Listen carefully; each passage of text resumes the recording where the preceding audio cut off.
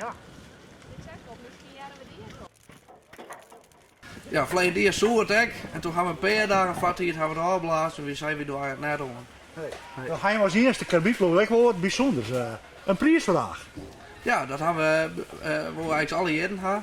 De prijsvraag is hoeveel kabitploegen in de gemeente Achterkaspel gaan vergunning overvregen om dit hier kabit te zetten. Hoeveel karbietbussen heb je? 24 gebitbussen, een raad met 8 bussen en 2 kanonnen. Waar doet die prijsuitreiking?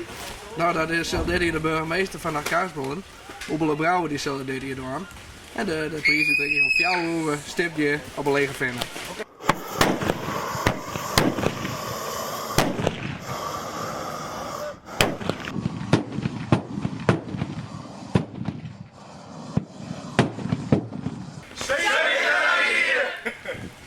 En wat is de prijs?